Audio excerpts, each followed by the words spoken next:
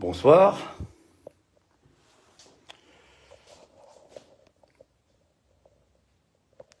Je vais partir de...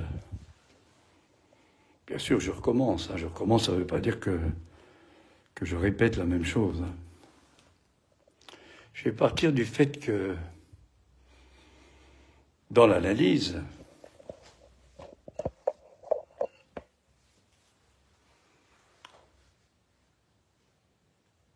il y a ce qui est antérieur. C'est une antériorité logique, même plus que ça.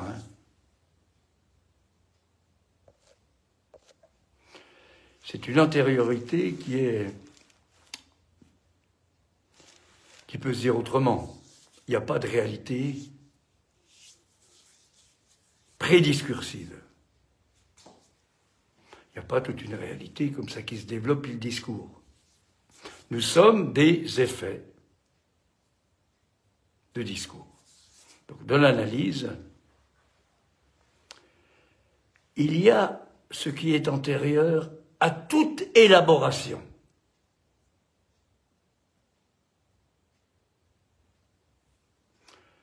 À toute compréhension.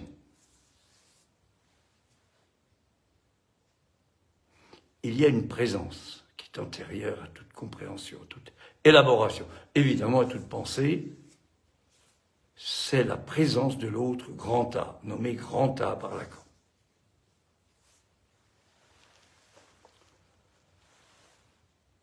Et c'est sur cette voie, VOIE, VOX, on va boire,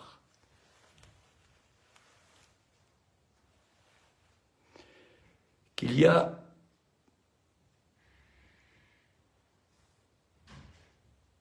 l'angoisse.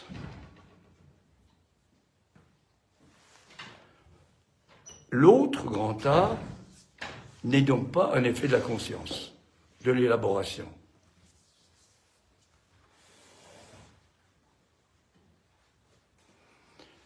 C'est facile à dire, mais en tenir compte, c'est autre chose. Et pour en tenir compte, parce que j'ai fait comme tout le monde, bah oui, je suis parti sur des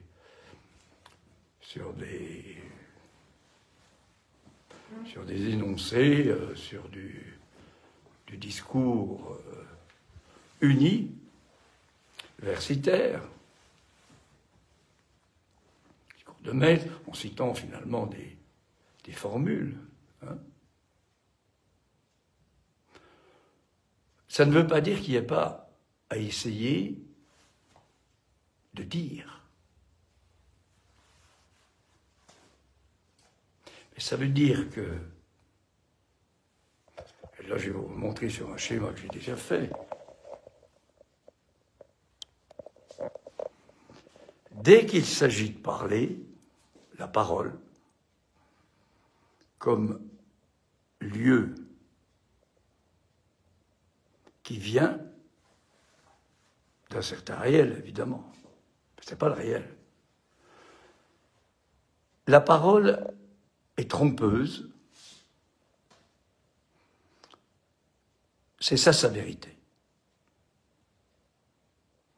Et dès que je parle, vous voyez les deux vecteurs, il peut se faire entendre. J'allais dire, il en résulte.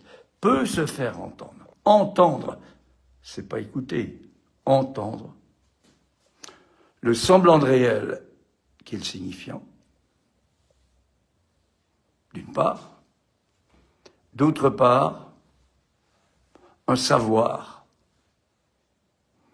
impossible à définir, puisque c'est un savoir, c'est pas de la connaissance.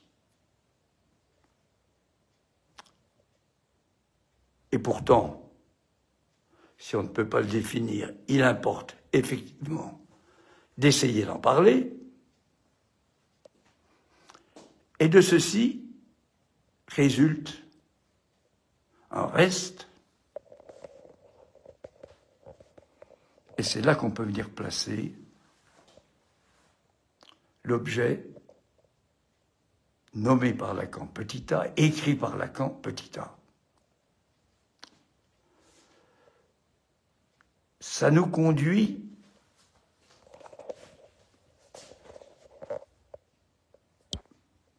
ailleurs. Ça nous conduit au fait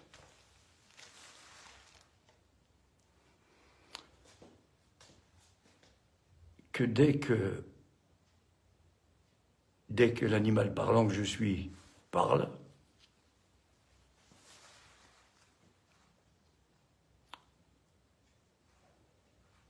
il n'est pas sans, la passe. Il n'est pas sans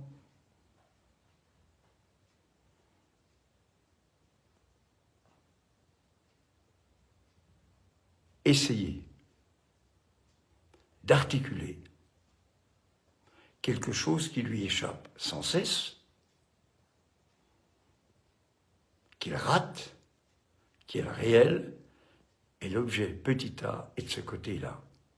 J'insiste bien, c'est pas l'objet, c'est l'objet dit petit a par Lacan. Bien sûr, il va dire, on m'a laissé, il y a le B c'est la Bible, on m'a laissé ça. Bon.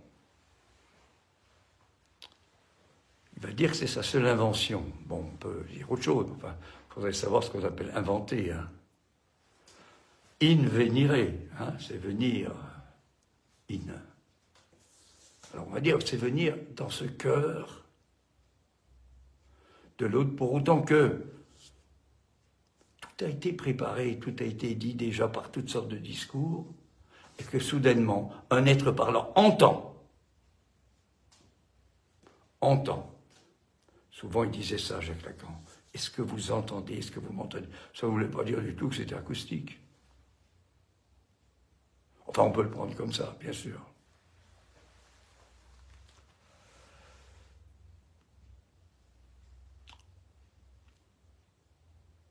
L'objet petit a. J'ai appelé ça, il y a quelques semaines, la constitution de l'objet petit a. Bon, je ne sais pas si c'est à garder, mais enfin, si on se réfère un peu à l'étymologie, pourquoi pas un petit peu. Il y a le stat là-dedans, il y a le stare latin. Il y a le constate. Il y a quelque chose staré, ça veut dire tenir debout, élaboré, bien défini. Avec quoi? Comme. Alors là, c'est en ce sens-là que c'est pas du tout l'objet, au sens de la relation d'objet, là, hein, l'objet que l'humain, on va dire, élaborerait dans sa pensée. Hein. Il y a moi, puis il y a l'objet, non. Quelque chose qui tient debout, staré, avec quoi? L'angoisse. C'est pas tellement attendu, ça. Hein. On veut faire corps avec l'objet, là. Oui. C'est un peu raté. Hein. Et ça, c'est ça que je vais vous montrer maintenant. Ça apparaît d'emblée dans les premiers schémas de Lacan. Schéma, c'est quoi? C'est qu'il essaie d'écrire quelque chose. Hein. Hein, quand il part. Alors ça, c'est un petit peu mieux, là. Hein. Bon. Vous voyez que dans cette... on a quoi? On a là le réel du corps qui vient, dans son col, recevoir les fleurs qui sont, à ce moment-là, nommées comme étant le désir des parents. Et ceci va constituer, idea, l'image réelle. L'objet petit a, il est là. Et sa caractéristique, vous voyez là, l'œil, plus tard le sujet. L'œil ne peut pas s'en rendre compte. Ces plus net là, on a l'objet petit a là, à travers le miroir, qui est le discours des autres, de l'autre, pardon, il apparaît l'objet petit a comme manque. C'est-à-dire que toute la libido qui est là ne passe pas dans l'image spéculaire. L'image réelle de passage de l'image réelle à l'image spéculaire, par le biais ce qu'on appelle du miroir. Là, c'est un miroir concave. Là, c'est un miroir normal. Hein. On peut le voir là. Eh bien, I' de A, l'image spéculaire est une image virtuelle qui se voit à partir, qui peut se voir, mais il n'y a pas de petit a.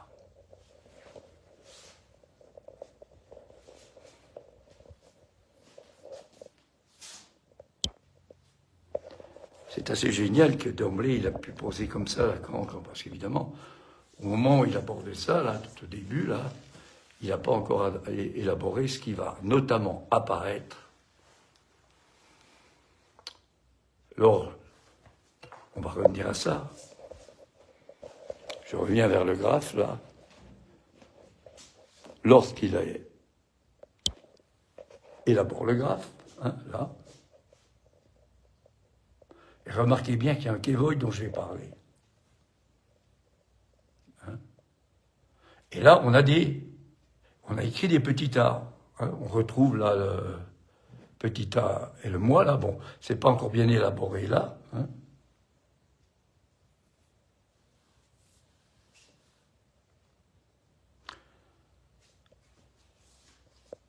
C'est-à-dire qu'il y a quelque chose.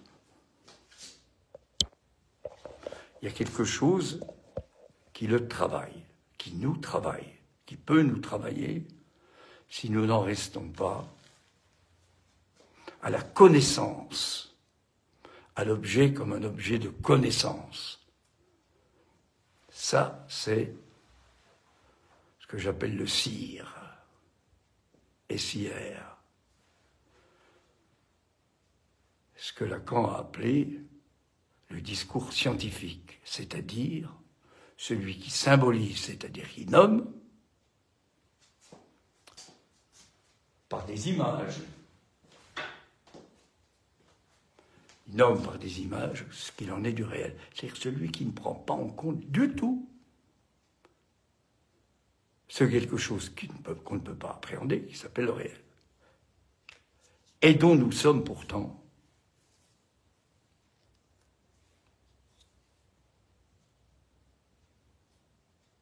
dans la possibilité de s'approcher. Parce que c'est pas nous qui allons, je vais même trop loin, c'est pas nous qui allons nous approcher du réel, en fait. Parce que justement, il est insaisissable.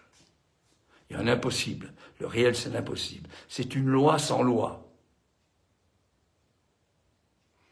Bien sûr, hein, tout au début, il faut l'arracher à la réalité. Hein. Ça va être ce que le morceau choisi du principe de réalité de Freud.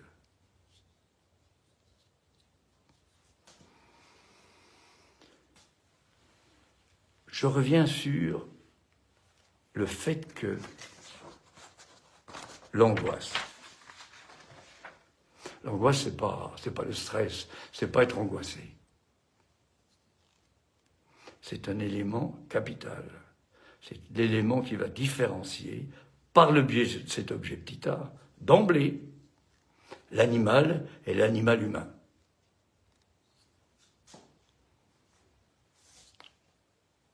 Et qui va permettre l'institution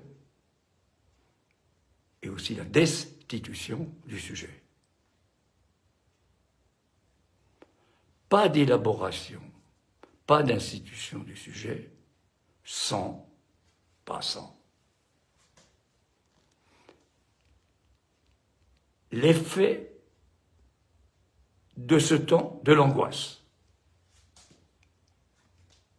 Mais ça n'est pas un temps qui se donne comme ça, là, au niveau de... Hein, voilà, hein, stress et compagnie. Hein. Alors, pour s'en approcher un peu, plus... Et vous voyez que tout ce qui a été des Philippe Abraham et compagnie, là, etc., les stades, c'est-à-dire là, il y a d'abord ça, de tel âge à tel âge, puis après ça, puis après ça, puis après ça, cette dimension du développement, évidemment, elle est éducative, on comprend quoi, c'est de la connaissance. Je suis passé par là, hein. Moi j'ai fait psycho avant de faire médecine, psychiatrie, psychanalyse. Hein. Ça fait quand même plus de 60 ans. En Sorbonne et à l'école de psychologue praticien à Paris. C'était au moment. Ah, là, on est quand même revenir là-dessus, hein, bientôt le 60e. On parle de l'anniversaire de sa mort à Lacan. Enfin, je crois que évidemment, on fait des idoles, hein, pourquoi pas, hein, bon. Enfin, il y a 60 ans, il allait reprendre quelque chose. Il avait repris quelque chose. À la fin du séminaire sur l'angoisse, qui se termine en juillet 63, il annonce, il dit, je ne sais pas ce qui va se passer, mais si je peux, l'année prochaine, j'approcherai quelque chose. Et il termine sur ceci. C'est pas rien. Pour lui qui sait qu'il a fait une demande pour rentrer dans l'international, mais évidemment, on ne veut pas de lui, ça pose tellement de problèmes. C'est pas que c'est angoissant, c'est que ça met en cause toute la relation d'objet sur laquelle repose, comme toujours, le développement. Il y a eu ça, puis il y a eu ça, puis il y a eu ça, puis après on va trouver les parents, puis pourquoi pas. Mais tout ça, c'est des représentations. Il importe, ils finissent là-dessus, je ne sais pas exactement si je vais dire exactement ce qu'il a dit, mais il importe que le désir de l'analyste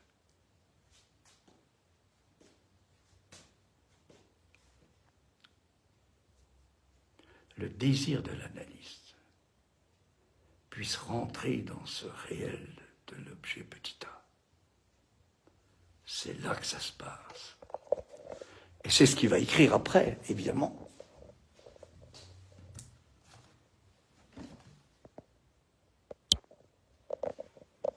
C'est ça, le discours de l'analyste. Le petit a en position d'agent. Le réel, le rapport au réel de l'analyste. Pour qu'advienne, justement, le savoir de l'analysant. Tout ça, c'est l'analysant. Et c'est l'analysant, évidemment, qui parle. Et du fait de parler, il est divisé. Il y a un reste. Et il va élaborer les signifiants primordiaux. Alors, je reviens là-dessus, vous voyez, dans l'image réelle. Ça ne veut pas dire que c'est du réel, hein, mais c'est déjà une façon de pointer. Il y a l'objet petit a qui est déjà annoncé et qui ne peut pas être vu. Alors, on va dire la chose. C'est-à-dire que le sujet à venir, celui qui est là, ne peut pas savoir ce qu'il est en tant qu'objet petit a. Parce qu'évidemment, c'est pas du tout ça, hein, ce qu'on raconte dans la relation d'objet. Hein. Ce qu'on élabore et ce qu'on pense, hein, c'est quand même autre chose. Hein. Je vais essayer de m'en approcher un peu, là, en référence à ce séminaire de l'angoisse, 62-63, qui précède ce qui va arriver après, et il va dire qu'il a été comme Spinoza, enfin liquidé, quoi. Excommunication. Il y a de quoi, hein, sortir des trucs pareils.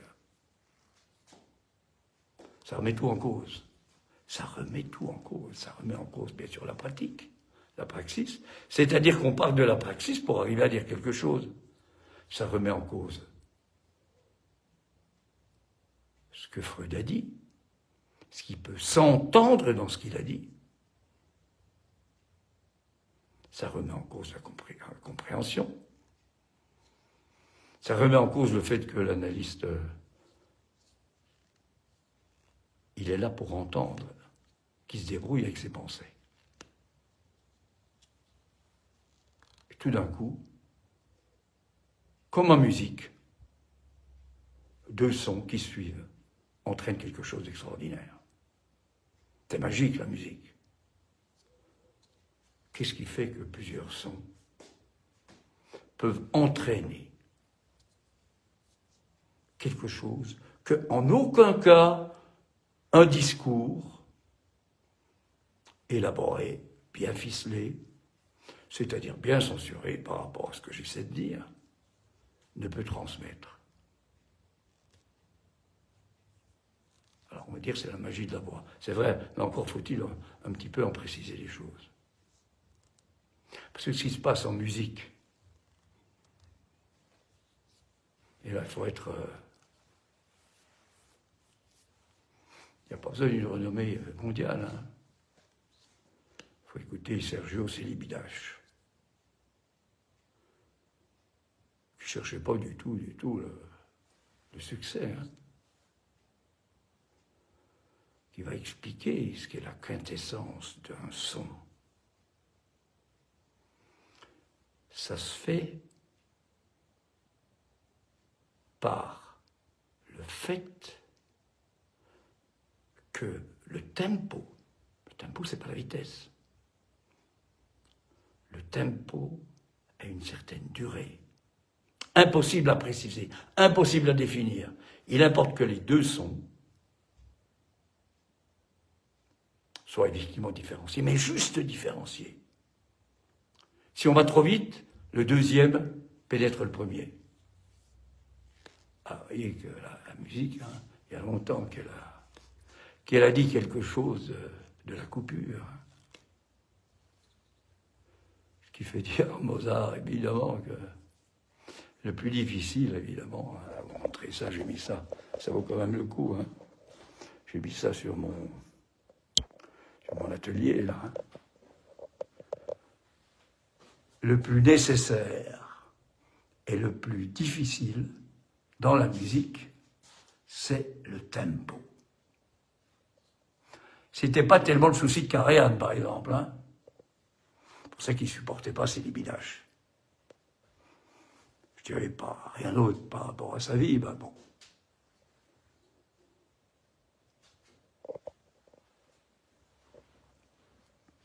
Eh bien, dans la cure, l'important, c'est le tempo. C'est ce qui fait qu'à un moment, quelque chose peut s'entendre. On n'a pas arrêté d'en parler. Et puis tout d'un coup, alors bien sûr, il y a les noms du père, et puis bon, on peut raconter ça à l'envie, VI, pas VI. Et ceci, c'est lié à ce produit de l'angoisse qu'est l'objet petit a.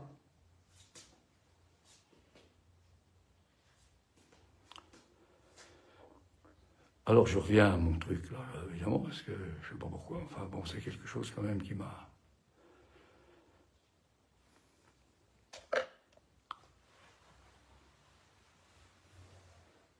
tombé sur la tête, on pourrait dire, bon, un jour, que j'appelle le cri de Don Juan. Il y en a plusieurs de cris dans le final de Don Juan, mais là, ouais, quand même. Un trou.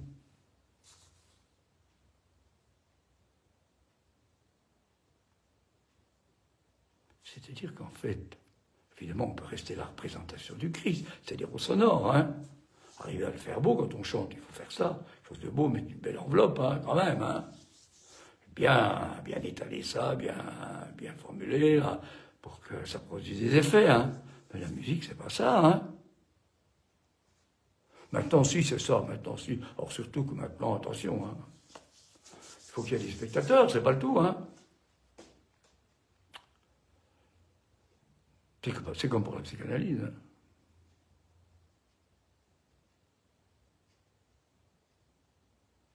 Ce qui fait que, comme je vous l'ai dit, après qu'ils soient allés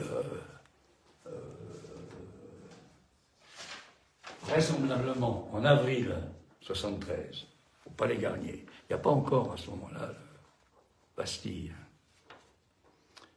Écoutez les Noces de Figaro, c'est un peu des ragots, mais enfin les ragots c'est important.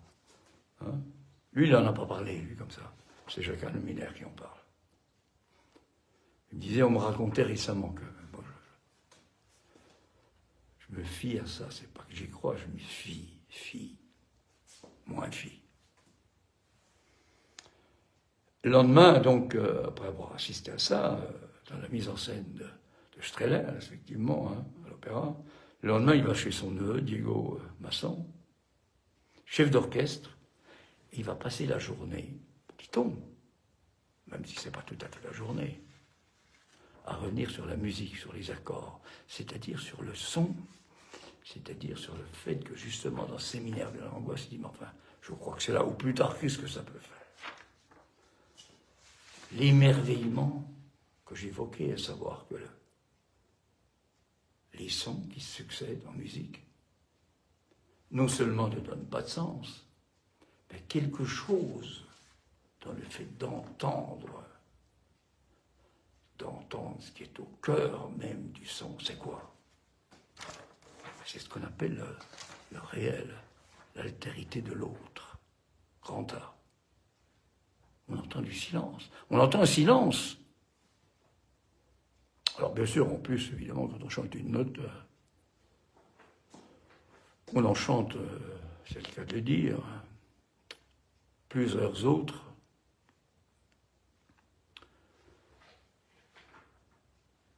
Au niveau de l'octave, au niveau de la quinte, au niveau de la tierce. Bon, je ne vais pas rentrer trop là-dedans. Bon, c'est riche, mais c'est pas la richesse, c'est surtout pas la fréquence. Voilà, c'est pas la science. Oh, maintenant, on dénature ça, évidemment, avec les micros, mais pourquoi pas, après tout? C'est pas le problème. On va pas trop se baser là-dessus. Qu'est-ce que j'entends? Samedi, je suis allé à l'opéra, Bastille. Écoutez, je dirais pas voir. Les mises en scène, ça m'ennuie beaucoup parce que ça, on voit là encore ils foutent des danses là-dedans, ils nous cassent les pieds, quoi. Tiens, Bellaria, laissez-nous tranquilles. Enfin, je sais bien que l'entrée des théâtreux depuis 80, ça a foutu ce truc-là. Enfin bon, je suis un peu énervé, excusez-moi, mais enfin c'est comme ça. Eh bien, la voix du baryton, je ne sais plus son nom, enfin finalement, Rigoletto, quoi. Il y a eu des moments, dans des arias, il y a bien sûr la Donna Mobile, là, le truc bien connu, là. C'est pas ça le plus intéressant. C'est ce qui se joue entre le père et la fille. Évidemment, ça raconte une histoire terrible, c'est-à-dire que l'amour du père, finalement, quand il est comme ça, ben, ça conduit à la mort de sa fille, quoi. Hein? C'est pas l'histoire qui nous intéresse. C'est bien que les histoires, c'est pas... D'une part, c'est toujours pareil, et puis d'autre part, hein, c'est pas tellement un semblant de réel. Hein. C'est pas du côté des signifiants. Il y avait quelque chose dans la voix de ce baryton. Je ne sais pas quoi, il y avait quelque chose. Il y avait du silence, il y avait du... Alors on y vient. Il y avait quelque chose qui nous mettait en direction de Das Ding. Ou que Das Ding... voilà. Donc je vais arriver à ça. Hein. Parce que, évidemment, on pense que l'angoisse, ça survient à certains moments, et on va reprendre un peu ce que dit Freud, l'angoisse est liée au caractère cessible de l'objet. Hein? Chose qui se détache, donc voilà, donc il y a une angoisse, il y a un manque.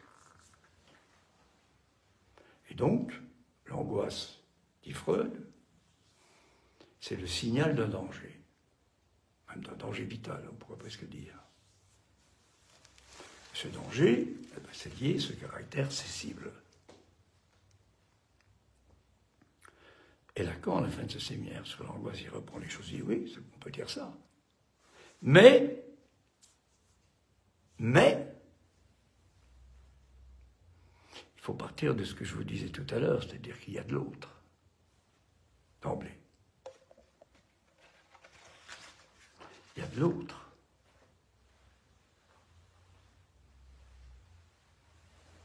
Et que,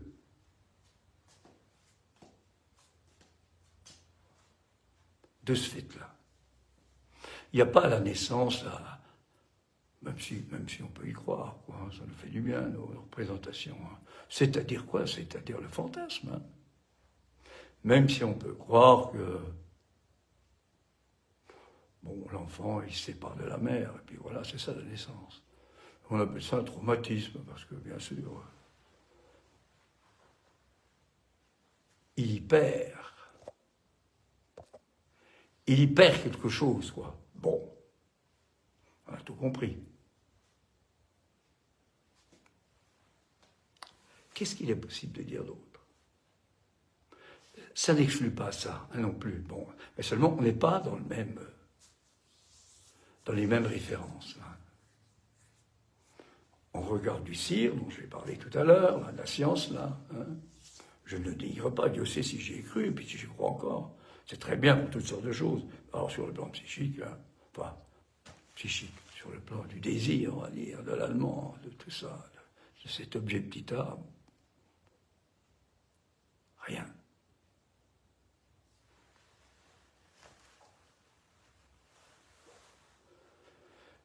Au moment de la section du cordon, évidemment, l'enfant n'est plus relié à la mère, il est séparé, alors, bon, l'air rentre dans sa trachée, aux ailes, remplit les alvéoles pulmonaires, il est obligé d'expectorer, et il crie.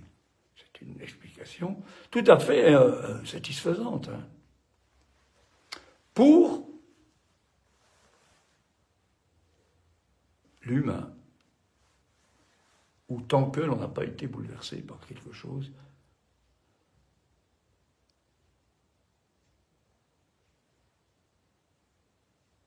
sur lequel Freud n'insiste pas, et Lacan insiste à partir de Freud, à partir de lui, à savoir le cri, et qui propose la meilleure approche du cri, c'est le tableau de Munch. Donc on n'est pas dans le sonore. Le sonore, c'est la fenêtre du fantasme. La fenêtre du fantasme qui ne permet pas de voir ce qu'il y a derrière. C'est beau. Oh, c'est beau. Oh, c'est beau. Ça n'empêche pas qu'il peut y avoir du beau. C'est le rêve, c'est le monde, idéalisé, etc. Ou pas, ou l'inverse, hein, c'est pareil. Alors, qu'est-ce que c'est que la naissance? Je vous parlais du Kévoï tout à l'heure. Vous savez, c'est ce cri, en quelque sorte, qui sort de la bouche d'une bête horrible au grand cou, là, qui tout d'un coup apparaît à travers une fenêtre, là. Dans le diable amoureux de Cazotte, là, dans les faubourgs de Naples. Et ça apparaît à quelqu'un qui voulait savoir des trucs, quoi, évidemment. Eh ben, il a été tout échaudé, hein, parce que tout s'est mis à vibrer, dit-on. Ça montre bien que la vibration, là, hein, le point de départ, qu'est-ce que c'est que ça? Comment on peut en parler autrement? C'est une façon de parler de quoi? Sortons de l'histoire en tant que telle. Lorsque le petit humain, le nouveau-né,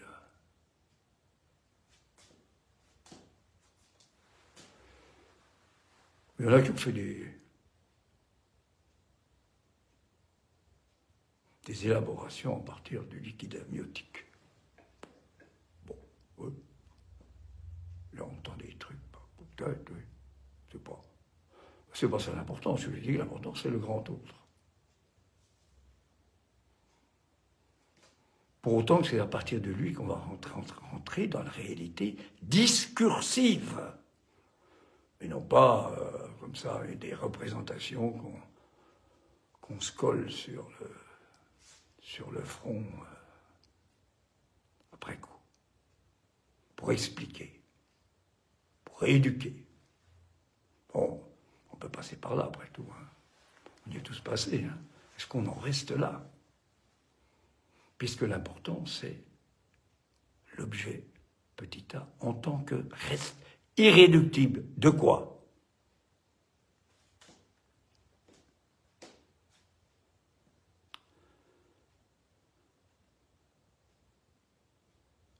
le petit dôme, comme on dit. Je crois que c'est peut-être Dolto qui appelle ça comme ça. Ouais. C'est pas mal, hein. L'humain, l'animal parlant. Il y a plusieurs façons de dire. Enfin, l'humain, c'est ce qui se passe. Hein. C'est peut-être pas tout à fait ça. Hein.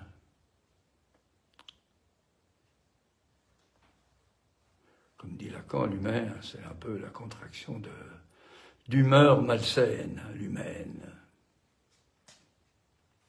Ouais. Eh bien, quand il arrive là-bas, effectivement, il y a un saut, il y a une passe, il y a un passage. Mais ce n'est pas spécialement celui qu'on voit, celui qu'on croit.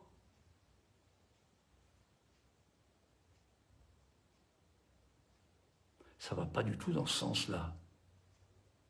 Ça va dans l'autre sens. C'est-à-dire que, immédiatement, la chose, das Ding, le réel, la jouissance du réel. Bon, on peut le dire après, hein, ça va apparaître après. Rentre dans le corps.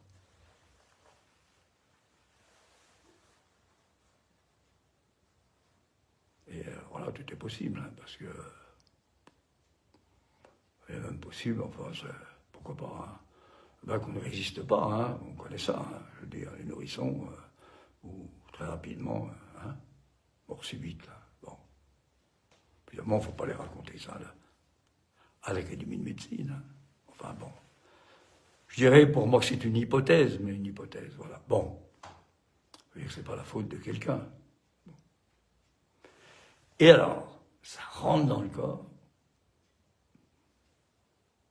ça envahit.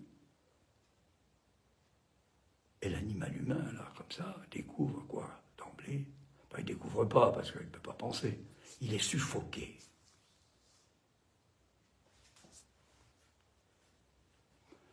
Et sa façon de répondre, et donc ça vient après, c'est le cri. C'est-à-dire qu'il lâche, voilà l'objet cessible. Ça vient donc de l'angoisse. Parce que cette jouissance-là, c'est le premier rapport à l'angoisse. Jouissance, évidemment pas à prendre au sens habituel du terme. Hein. C'est un peu plus calé. Hein. C'est pas le plaisir. Ou alors c'est la souffrance, c'est beaucoup de choses. Bon, j'ai déjà parlé, mais je ne vais pas trop partir sur les différents types de jouissance. Bon, je reste là-dessus. Donc, il est suffoqué. Voilà. Cri. C'est-à-dire que, moi je suppose ça, je ne sais pas là quand, je ne dis pas comme ça, mais je dirais qu'à ce moment-là, la voix d'issue, c'est la voix, l'objet voix, qui est ce cri, qui est lâché. Et ce qu'il lâche, il ne pourra jamais plus en faire quoi que ce soit. Néanmoins, ça n'est pas sans évoquer ce qui est au cœur de l'autre. Et justement, quel que soit le caractère strident du cri, il n'y a pas de cri identique, etc. Bon, le fait est touché ce qui est au cœur de l'autre, c'est-à-dire ce que nous pouvons appeler la dimension du silence, c'est-à-dire de l'altérité. Le silence, attention, c'est sileo, hein, en latin. C'est pas taceo, je me tais. Le silence, c'est quelque chose qui est une invention. C'est pas l'effet de la bouclée. D'ailleurs, ça, c'est un silence bruyant, comme on dit. Hein. C'est pas le silence. Bon. Et voilà les prémices de ce qu'on peut appeler l'objet oral. Alors, qu'est-ce qu'il est en tant qu'objet oral?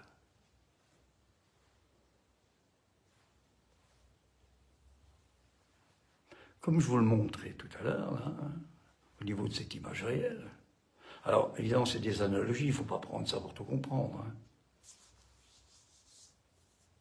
Mais il ne peut pas savoir. Hein, l'œil qui est au-dessus, là, hein, je qu'il y a dessus quand même, parce que c'est pas évident ce que je raconte. Hein.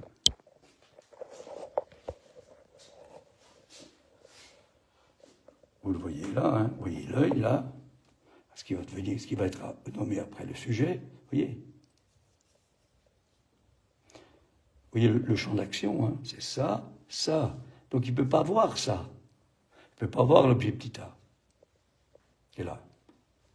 Par contre, il va voir là, effectivement, l'image virtuelle, c'est-à-dire ce que l'on peut se représenter. À travers, puisqu'il n'y a pas de réalité prédiscursive, à travers la discursivité du discours qui l'habite et qui vient des parents, notamment.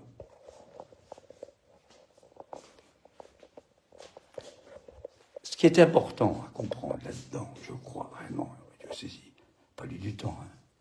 Là, je rejoins Charles Melman, là, quand il dit l'angoisse, séminaire le plus important, c'est que vous voyez là, ce qui est représenté, là, c'est que c'est l'être parlant qui va produire la cause, qui est cet objet petit a. Ce qui est extraordinaire, c'est que c'est nous-mêmes qui produisons par l'objet petit a ce qui va être notre destin. Bien sûr, il y a les signifiants qu'on va reconnaître à partir du miroir, là, hein, bien sûr. À partir du miroir, donc on va parler comme ça, là, hein, c'est ça une analyse. Bon. Mais c'est nous. Enfin, c'est nous, parce que ça veut dire c'est nous. Autrement dit, il n'y a pas de sujet qui pourra advenir qui n'advienne pas dans les traces de cet objet petit a. Ah, il n'y a donc pas le sujet à la Hegel, là, hein, tout ça qui pourrait se constituer comme ça. Ah oui, hein. Je ne sais plus comment il appelle ça. Enfin bref, c'est le Bévouzaïn, enfin je ne sais plus. Non, ça c'est la conscience. Enfin, un sujet conscient qui à un moment, comme nous raconte, là, parce que les lobes cérébraux ont ceci, cela, n'est-ce pas, monsieur, madame, hein, vous allez voir que tout... Bah oui, ça n'exclut pas ça. La seule chose, c'est que on forclôt le début. On reste sur les images. Puis on pourrait même penser à l'expérience au XIIIe siècle de cet abruti un peu, cet empereur abruti là, du Saint-Empire romain germanique. Il avait une idée, lui, il se disait qu'il voulait connaître la langue originaire. Alors c'est facile, hein, on fait une expérience. On trouve des nourrices, j'en ai déjà parlé, hein, je trouve ça extraordinaire. On trouve des nourrices, et puis on confie à chaque nourrice un nourrisson, c'est le cas de le dire. Attention, interdiction de lui parler. Uniquement les soins. Interdiction de rencontrer un autre. Puis au bout de 3-4 ans, on vient au résultat. Évidemment, ce n'est pas des souris, là. Hein. C'est la catastrophe. Premièrement, il faut que tu borborisme. Ils ne parlent pas, d'une part. Mais en plus, ils sont pas du tout dans toute élaboration qu'on peut faire, ce qui fait qu'il y en a qui vont mourir rapidement, assez rapidement. Ils ne pourront pas du tout rentrer dans ce qu'il en est de spécifique de l'humain, qui est ce point de départ de l'angoisse lié à cet objet petit a. Parce que là-dessus, bien sûr, au niveau oral, il ne faut pas oublier que la mère parle. En général, c'est la mère. Et l'enfant va entendre, évidemment, dans ce que dit la mère, pas du tout ce qu'elle pense, qu'il comprend, qu'il apprend. Il va entendre justement ce qui est entre deux sons, la coupure, la musique, la muse. Et c'est ce que l'analyste a à entendre.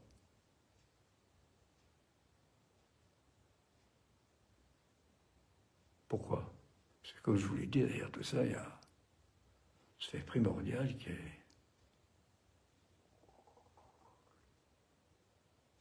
constitutif de l'objet Ptita, c'est-à-dire l'angoisse. Mais pas l'angoisse au niveau du stress ou au niveau de la phénoménologie. Quelque chose qui est la jouissance, qu'on va dire jouissance autre. Un reste particulier, irréductible. Je vais encore vous montrer un autre truc quand même, là, pendant qu'on y est là, il me semble. Sur le nœud borroméen, vous voyez, là, hein, il y a une flèche là. C'est-à-dire que cette jouissance autre, Lacan n'est pas sans avoir fait la supposition qu'elle pouvait donner, que la science, puisque c'est ce qu'il met à côté, la science de la vie, c'est pas la science, hein, pouvait donner quelque chose du réel de la vie. Parce que ça, c'est le réel, ça c'est le symbolique, ça c'est l'imaginaire. Hein. On apprend un petit peu quelque chose du réel, évidemment, c'est raté, d'une part. Parce que le réel, on ne peut pas le toucher. C'est lui qui vient nous toucher, parfois, par le biais notamment du silence, de ce qui peut s'entendre.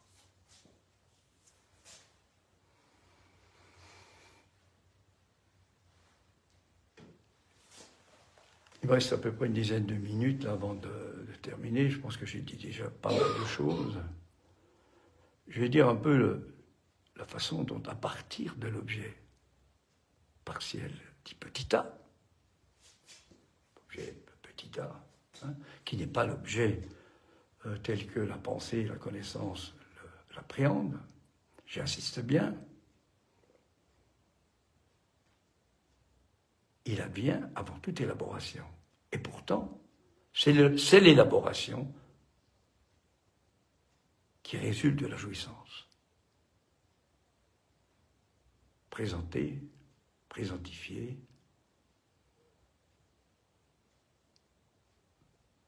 sous la forme de l'angoisse.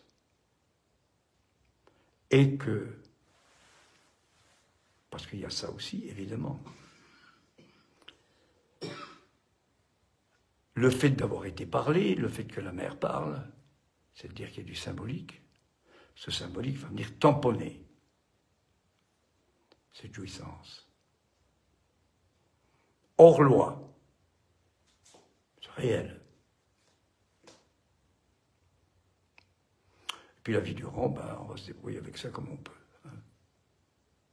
Retenez bien que le sujet n'advient que dans les traces de cet objet dit petit a. C'est pour ça que l'analyste est à cette place de l'objet de l'ITA. Son analyse a dû le conduire par là. Hein, c'est pour ça qu'il peut accepter cette déjection, comme on dit. Alors, qu'est-ce qu'il est comme objet oral? Alors on voit ça, on voit la section, on va parler du sevrage. À un moment, il y a des enfants qui prennent le sein, il y en a qui ne le prennent pas. On a fabriqué des objets accessibles, hein, les biberons, ça montre bien quand même que hein, bon, pourquoi pas. Enfin, c'est pas tout à fait ça. Hein.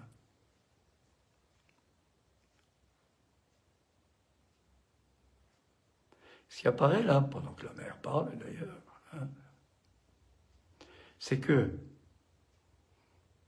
l'animal humain, là, qui vient d'être envahi par l'autre, terrible, mais pas tout à fait terrible, parce que quand même, il y a du semblable d'emblée, ne serait-ce que parce que l'autre l'attend, et attend le cri notamment. Donc c'est l'Ibenmensch dont parle Freud, là, qui est à la fois hostile,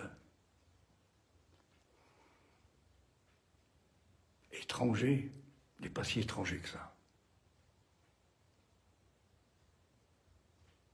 D'ailleurs, c'est tout à fait la position de Freud, qui n'a pas les outils, on va dire comme ça, Lacan. Hein. Mais on peut tout à fait trouver ça chez Freud. Hein. Bon. Alors, évidemment, nous pensons, nous, on pourrait dire que l'enfant il ne pense pas, hein, vraiment, mais enfin quand même. Hein. Il ne sait pas, voilà. Il ne sait pas ce qu'il est comme objet petit a, comme objet oral petit a. C'est après qu'il va pouvoir, en tant qu'objet anal petit a, prendre la mesure de ce qu'il est, parce que là, il y a la demande de l'autre. Mais au niveau de cet objet anal, il est dans un état d'insuffisance ou d'impossibilité radicale, hein, alors à la naissance. Il est tout entier orienté vers l'autre comme besoin. Mais il ne faut pas trop vouloir foutre de la chronologie là-dedans. Il y a quelque chose d'une certaine contemporanéité qui nous échappe complètement. Mais je voudrais m'arrêter là-dessus, aujourd'hui, sur le fait qu'il ne sait pas. Il ne sait pas quoi. Ce qu'il est comme objet petit a pour l'autre, c'est-à-dire. On pourrait dire, nous, évidemment, avec tout le truc, là, hein, de psychologue, de tout ce qu'on voudra, là, hein, le psycho-machin, etc., que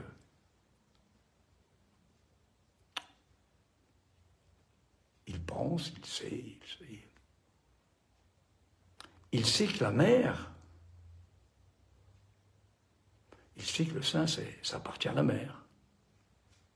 Que le placenta, ça appartient à la mère. Ben, c'est quand même logique, hein.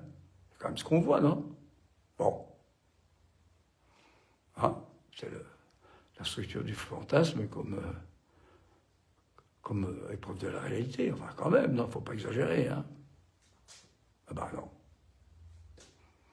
Il ne peut pas savoir que ce qu'il est,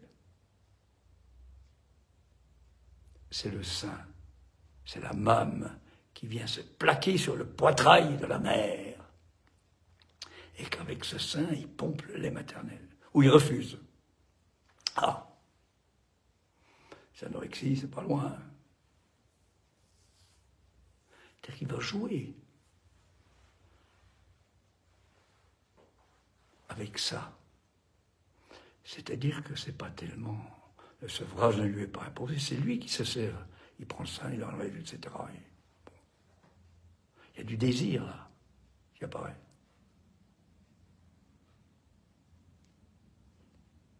Il ne sait pas qu'il est cet objet petit a. Le sein. Et aussi, bien sûr, qu'il est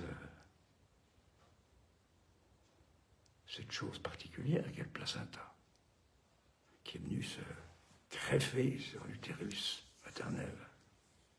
En tant qu'objet petit a. En tant qu'objet petit a.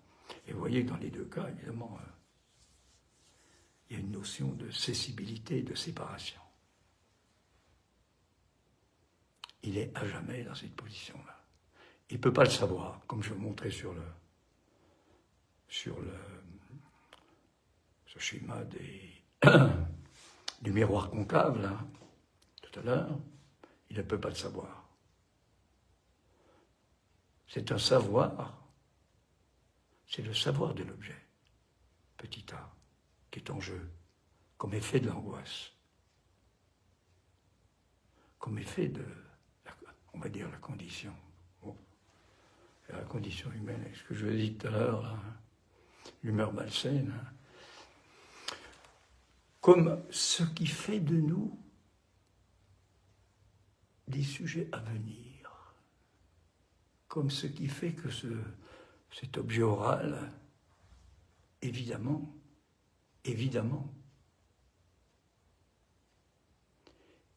c'est ce qui est en jeu dans cet objet particulier qu'est la voix. et dans ce qui évolue au début, qui apparaît comme un truc harmonique.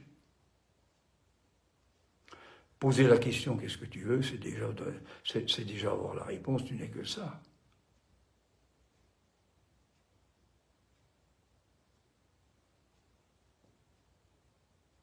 C'est pas rien.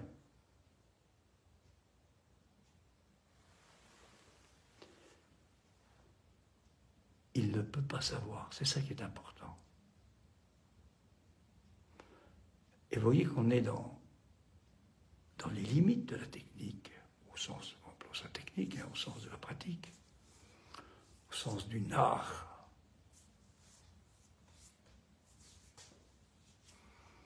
Quand je dis que l'analyste a à prendre de la graine de l'art, c'est ça. Hein. On revient sans cesse là-dessus, parce qu'il faut revenir. Ouais. C'est toucher quelque chose de cet au-delà,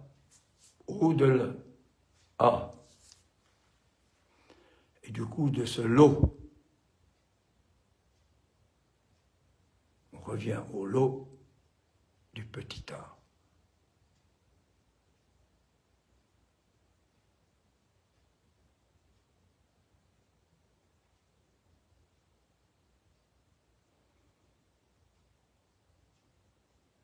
C'est quelque chose qui s'entend. J'insiste.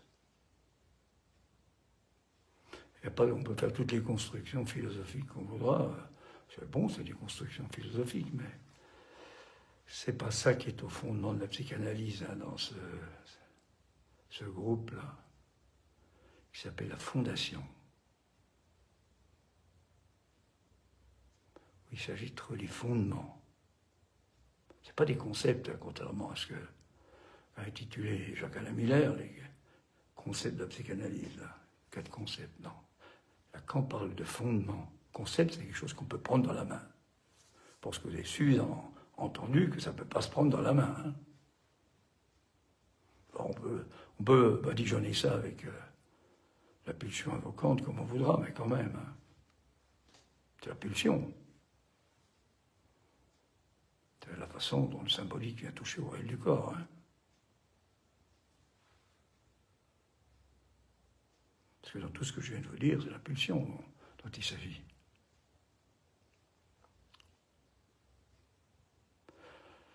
C'est donc à partir de ce qu'il ne sait pas, qu'il est comme objet petit a,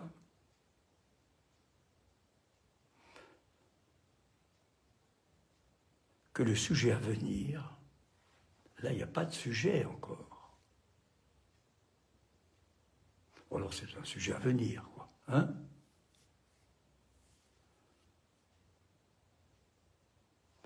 Le sujet va advenir du fait que, et j'insiste bien, ce n'est pas de la chronologie, c'est très compliqué, mais c'est comme ça. Bon. Du fait de l'apparition de l'objet anal, l'excrément, le cibal, ce que vous voyez, c'est un beau caca, tout ce que vous voulez, là, bon. Attention, hein, c'est un beau, mais il faut vite le... Hein, ne touche pas, hein. Bon. Lié à la demande de l'autre, et puis il y a l'histoire du retenir, bien sûr, là-dedans, qui est la première approche du désir. On parlera de ça, je pense, la prochaine fois. Je vous dis donc que le 2e mardi de janvier, ça doit être autour du 14, je crois. Bon. À bientôt. Au revoir.